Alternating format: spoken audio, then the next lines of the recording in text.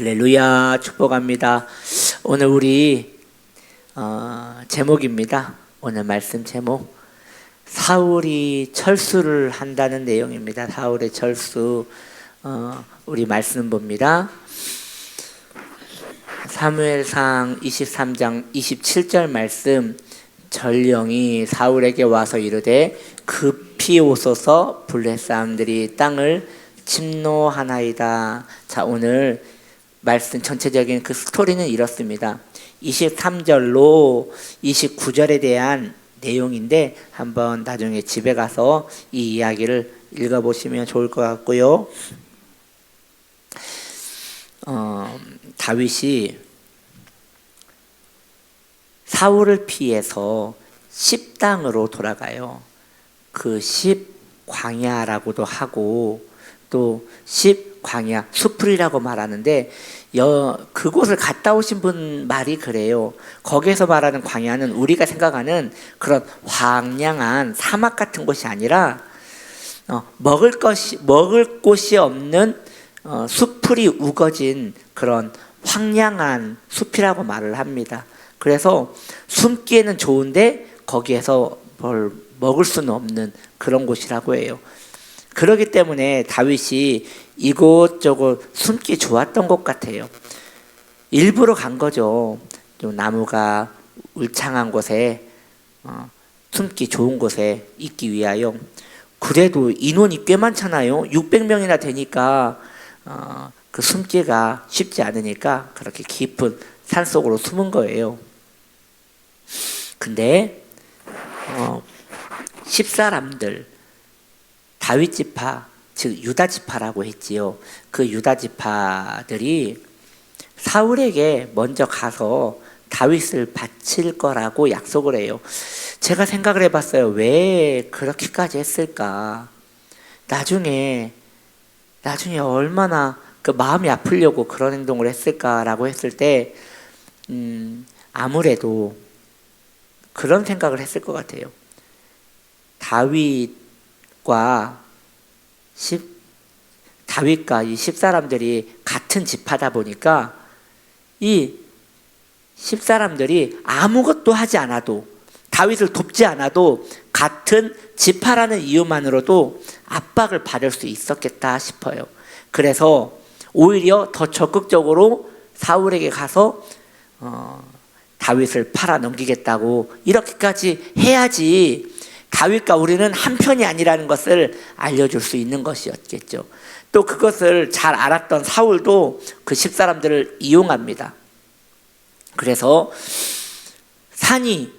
나무가 울창한 그곳의 지리를 사울은 잘 모르니 너희는 잘 알지 않느냐. 그러니 가서 너희가 수색해라. 찾고 우리에게 알려줘서 픽스해서 알려주면 우리가 가서 그곳을 둘러싸겠다라고 말을 해요. 다윗을 잡기 위하여 이번엔 사울이 온 군대를 다 사용합니다. 왜냐? 그 산에 숨은 다윗을 아예 못 도망가게 하기 위하여 원으로 둘러싸겠다는 거예요. 성을 하나 둘러싸는 것도 굉장히 많은 인원이 필요하거든요. 그런데 산을 하나 다 둘러싼다는 것은 어마어마한 인원이겠죠. 우리 교회 저쪽에서 보면 북한산 보이잖아요. 북한산을 전체 다 둘러싼다고 생각해 보세요. 어마어마한 인원이겠죠. 그렇게 둘러쌀 테니 너는 우리에게 알려줘라. 그 충실한 10사람들이 정말 다윗이 어디 있는지를 찾았어요. 다윗의 본부가 어디 있는지를 찾았어요. 그리고 자기들이 덮치지 않고 사울에게 전했어요. 사울이 온 부대를 데리고 왔어요. 그리고 찾긴 찾았는데 어떻게 찾았느냐? 산과 산, 즉 절벽을 가운데 두고 절벽 구렁텅이를 보고 한쪽에서는 그 10사람들이 한쪽에서는 다윗이 있는 거예요. 뛰어넘을 수는 없지만 바로 코앞에 있는 거예요. 어떤 상태냐? 다윗도 사울을 보았고요, 사울도 다윗을 본 상태라는 거예요. 사울은 엄청난 긴장감을 가졌을 것 같아요. 왜? 다 잡았잖아요. 그리고 다윗은 절망했을 것 같아요. 이젠 방법이 없어요. 왜냐? 지금 절벽 건너편에 사울이 있고요, 산 아래에는 이미 포위망이 좁혀져 왔고요, 그리고 나머지 군사들은 토끼몰이 하듯 서서히 올라오고 있단 말이에요. 못 도망가요. 이제 끝났어요. 아무리 다윗이라 할지라도 이제는 육탄전밖에 없어요. 싸울 수밖에 없어요. 그런데 600명이 그 수만 명을 어떻게 상대한단 말입니까? 이것은 그렇죠. 항상 저는 이런 부분은 헛갈려. 달걀로 바위치기죠. 달걀로 바위치기. 누가 예전에 그런 말을 했어요. 달걀로 바위를 깨트릴 방법이 있대요. 그게 뭐냐고 했더니 달걀을 꽝꽝 얼려가지고 대포에다가 넣어서 쏘면 바위가 깨진대요. 여튼 이제는 다윗에게는 소망이 없죠. 그런데 이제 사울은 손에 땀을 쥐고 거의 다 잡은 그 상태에서 전령이 와요. 사울에게 전령이 와요. 왕이요, 블레셋이 지금 우리 왕궁을 침노하려고 합니다. 자, 얼마나 미련한 사울입니까? 군사를 안 두고 온 거예요. 그러니 지금 조금만 늦으면 블레셋이 그냥 먹게 생긴 거예요. 철수하자! 이 원통함을 가지고 정말 끝났는데, 이제 다 끝났는데, 1시간 정도면 끝났는데, 그렇게 사울은 왕궁으로 돌아갑니다. 왜요? 왕궁이 없으면 자기는 왕도 안 되고, 아무리 다윗이 중요해도 다윗 잡겠다고 나라를 넘길 수는 없으니 돌아간 것이지요. 여기까지가 오늘 말씀의 이야기입니다. 자, 오늘 이 메시지에서 우리가 또 짚고 넘어가야 할 몇 가지 메시지가 있어서 같이 좀 이야기를 하려고 해요. 자, 첫 번째. 자, 따라합시다. 절벽의 은혜. 자, 지금 다윗이 이 절벽 때문에 잠깐의 시간을 벌었잖아요. 이 절벽은 나한테도 절벽이지만 상대방에게도 절벽이에요. 그래서 사울이 다윗을 막 잡으려고 하더라도 잡을 수가 없는 거예요. 그 절벽 때문에. 아마 사울이 다윗을 평지에서 만났다면 바로 죽였겠지요. 그런데 마침 그 절벽이 있었기 때문에 다윗은 살 수 있었던 것이죠. 우리의 인생 가운데 하나님께서는 때로 우리를 절벽으로 두십니다. 우리가 볼 때는 이 절벽을, 하나님 왜 나를 절벽으로 모실까? 이제 나는 죽을 수밖에 없는 운명인가? 나는 정말 끝난 것인가? 라고 하면서 절벽으로 우리를 모시는 그 주님의 뜻을 알 수가 없지만 여러분 믿으셔야 합니다. 그 절벽은 끝이 아닙니다. 날 살리기 위하여 절벽에 두신 겁니다. 이해할 수 없고 우리가 깨닫지 못하더라도 우리 인생 가운데 나타나는 절벽은 우리 죽으라고 올려놓으신 게 아니라 거기에서 특별한 하나님의 은혜를 만나게 하기 위하여 그렇게 두신 거예요. 그 절벽이 아니었으면 전령이 올 시간을 벌지 못했겠지요. 우리는 전령이 올 줄 모르니까 다윗은 손에 땀을 쥐지만, 이것 때문에 절망하지만 하나님은 다 계획이 있었다는 것이죠. 한 권사님이 꿈을 꿨대요. 꿈에 자기가 절벽 앞에 이렇게 서 있더랍니다. 그래서 이제 죽었구나. 이 절벽이구나 하면서 그때 너무 삶이 힘드셨대요. 나 이제 끝났구나 하고 절벽 위에 서 있는데 갑자기 이 등에서 이게 날개가 돋더래요. 그래서 그 절벽에서 날아올라 하늘을 날았다는 그런 꿈 이야기를 들은 적이 있습니다. 다 끝난 것 같은데 이것은 내 생각이고요. 하나님의 생각은 따로 있다는 것이죠.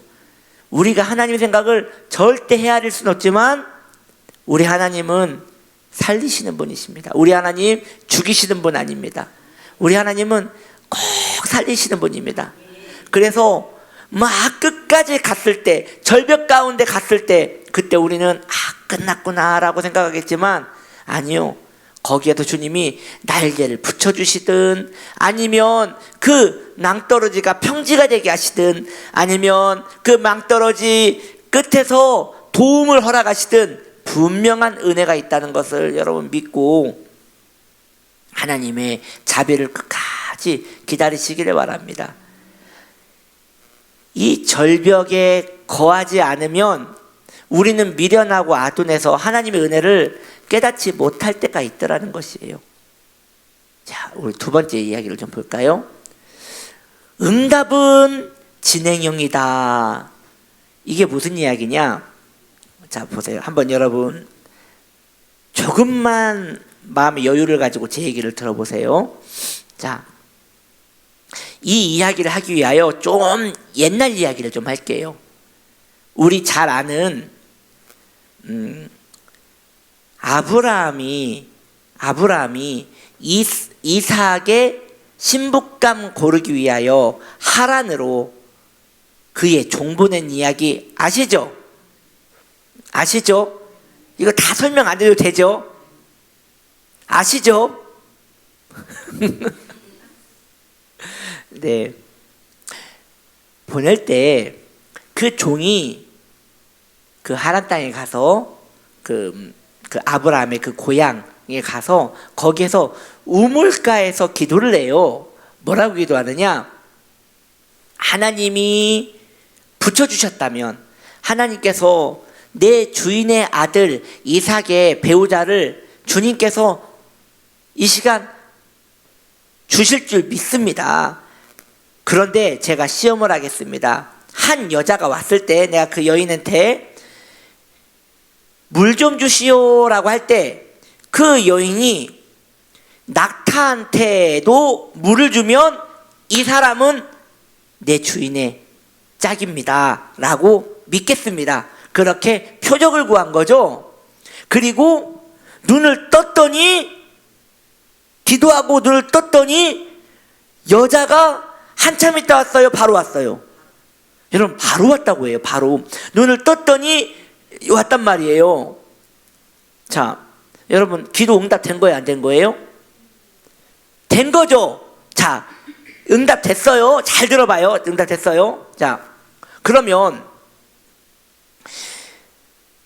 우리가 생각할 때 그 리브가의 집이, 리브가잖아요. 그 여자가.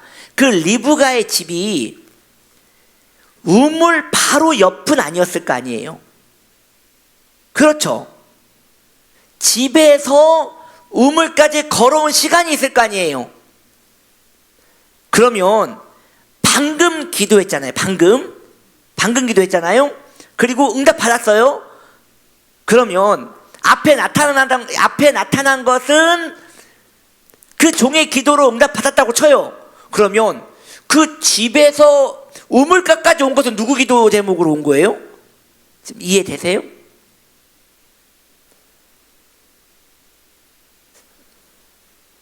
지금 이해된 거죠? 그렇죠, 여러분. 제 말이 맞죠? 지금 리브가 집에서 우물가까지 오는 시간 동안에는 종이 기도를 안 했잖아요. 방금 기도하자마자 온 거잖아요. 그 기도도 뭐 길게 했나요? 짧게 했잖아요. 네, 주인의 하나님이요,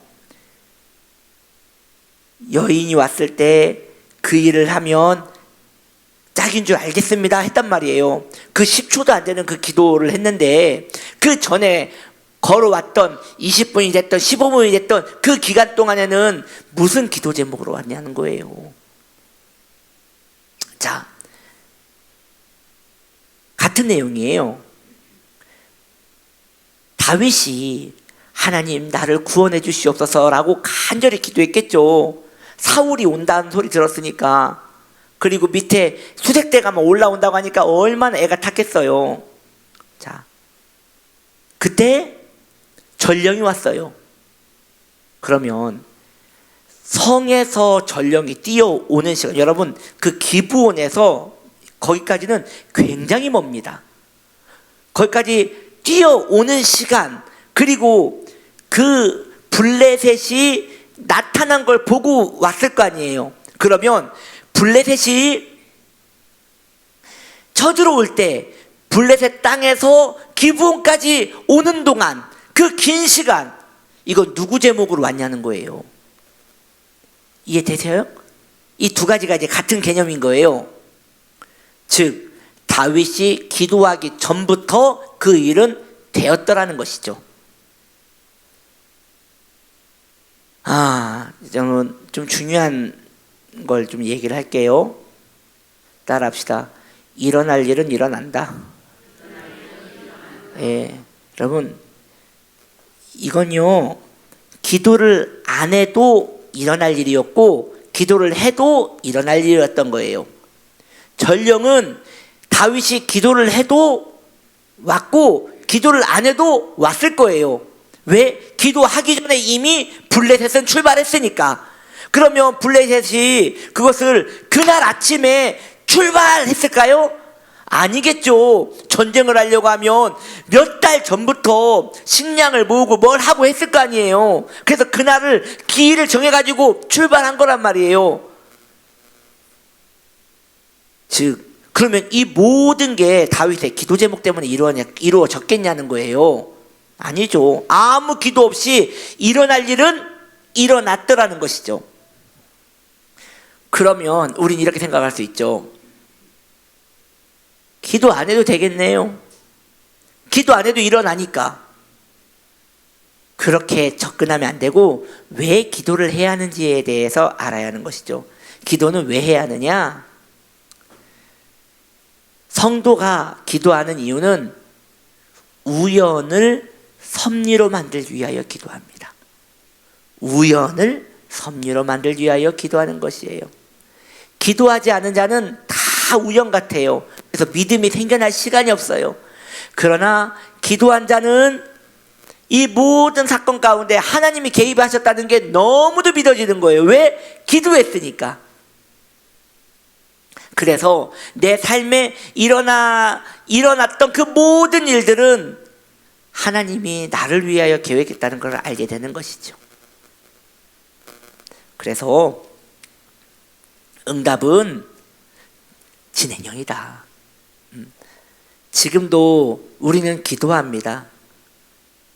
그 기도가 내 삶을 큰 변화는 안 일으킬 수 있어요. 그러나 중요한 것은 그걸 통하여 우리는 하나님의 섭리를 깨닫게 되는 것이에요. 제가 한 가지 그 스토리에서 좀 빼먹은 게 있어요. 하나를 좀 더 추가해서 얘기를 할게요. 다윗이 사울이 돌아갔잖아요. 거기 있으면 돼야 안 돼요. 거기 있으면 미련한 거죠. 또 집사람들이 와가지고 수색하고 또 전체 둘러싸가지고 올라오면 이번에는 꼼짝없이 죽을 거잖아요. 사울이 물러가니까 바로 또 도망쳤어요. 어디로 도망갔느냐? 엔게디라는 곳으로 도망을 가요. 이 엔게디 숲으로 도망을 가는데 이 엔게디 숲은 어디 쪽에 있느냐? 사해 쪽에 있어요. 사해. 그냥 거의 끝이에요. 그곳에서 이 사해는 도망갈 곳도 많아가지고 이제 그쪽으로 피신을 하는 것이죠. 자, 세 번째. 왜 안 넘어갈까요? 네. 자, 여러분 따라해 주시기 바랍니다. 사해로 갑시다. 예, 결국 우리는 사해로 가야 돼요. 여러분, 사해는 그 한자겠죠, 사해가. 그러면 이거 우리나라 말로 풀면 뭐가 될까요? 그렇지. 죽음의 바다. 사해로 갑시다. 결국 성도가 가야 할 방향은 내 자아가 죽는 방향으로 가는 것이 내가 사는 거예요. 다윗 살려고 사해 간 거예요. 맞죠? 다윗은 살려고 사해 갔어요. 살려고 죽음의 바다를 갔어요. 살려고 죽음의 바다를 가면 그 죽음의 바다는 은혜의 바다가 되는 것이에요. 마찬가지예요. 성도도 살기 위하여 죽음의 바다를 가는 것이에요. 살려고 내 자아를 죽이는 곳으로 가는 것이에요. 너무나 특이한 것이죠. 내 자아가 죽는데 오히려 그것 때문에 내 은혜가 살아난단 말이에요. 그래서 바울은 말하기를 나는 날마다 죽노라. 왜요? 거기가 사는 곳이니까요. 다윗이 사해 엔게디로 가듯 성도도 매일매일 삶이 척박할수록, 삶이 고단할수록 그 은혜의 바다로 가야 하는데, 그 은혜의 바다로 가는 그 통로가 자아의 죽음이 있더라는 것이죠. 내 자아를 죽이고 또 죽이고 하나님의 긍휼을 구하면 내 안에 은혜는 더 살아나고 살아나는 은혜가 있더라는 것이죠. 그래서 여러분, 둘 중에 하나인 것 같아요.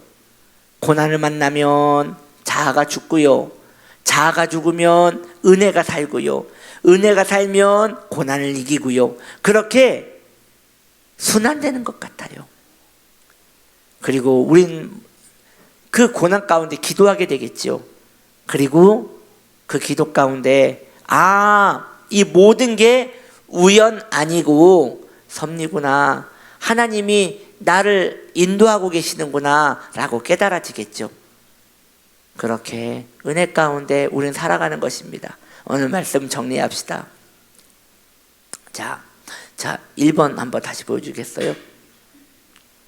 기도하기 전에 우리 말씀을 좀 생각하며, 1.